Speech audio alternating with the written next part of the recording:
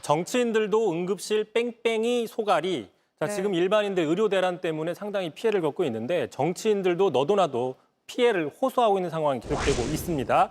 김한규 민주당 의원, 제주 지역구의 재선 의원인데요. 오늘 SNS에 이렇게 글을 올렸어요. 아버지가 얼마 전에 아팠는데 지역에서는 치료를 못한다고 해서 서울로 올라갔다고 합니다. 하지만 서울 여러 곳의 병원을 확인했는데 응급실에 여력이 없다는 얘기만 들었고 결국 포기할 수 없어서 겨우겨우 한참을 기다린 끝에 결국 응급수술을 받을 수 있었다라고 적었는데 최근에 하지만 안타깝게도 아버지는 돌아가셨다고 밝혔습니다. 윤 대통령 오늘 기자회견에서도 비상진료체계가 잘 작동하고 있다 이렇게 말했지만 사실 이런 경험하는 분들 주변에 한 분씩은 꼭 있잖아요. 저도 있습니다. 그렇습니다. 일단 윤 대통령의 발언 다시 한번 들어보겠습니다. 여러 가지 문제가 있지만 일단 비상진료 체제가 그래도 원활하게 가동되고 있고 정부도 열심히 뛰고 있습니다만은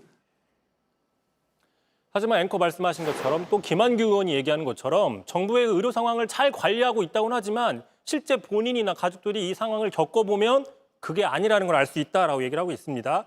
물론 정치인들이 특별 대우를 받으면 안 되겠죠. 받으면 안 되지만 그럼에도 불구하고 일반인들이 볼 때는 정치인들도 이 정도인데 힘이 없는 일반인들의 경우에는 얼마나 더 힘들겠느냐 이런 생각을 할 수밖에 없다는 것이죠. 그렇죠. 뭐 아는 의사 없는 사람 어떡하냐 이런 얘기가 그렇습니다. 많지 바로 않습니까? 그런 얘기가 나오는 거고요. 박지원 의원도 비슷한 이야기를 호소했습니다. 직접 들어보시죠. 어젯밤 제 동생 아이가 손가락을 다쳐가지고 응급실을 찾는데 안 되니까 저한테 전화 왔어요. 김종인 대표도 안 되는데 내가 어떻게 하느냐.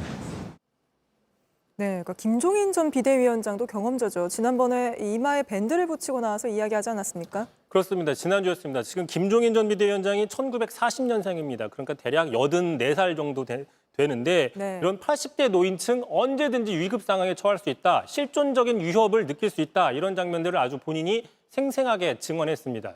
듣고 가시죠.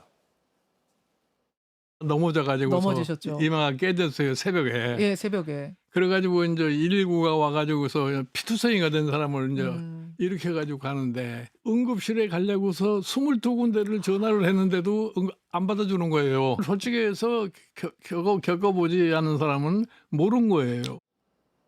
네, 정말 뭐 겪어보지 않은 사람은 모르는 내용인 것 같습니다. JTBC 뉴스를 시청해 주셔서 고맙습니다. 저희는 저녁 6시 50분 뉴스룸에서 뵙겠습니다.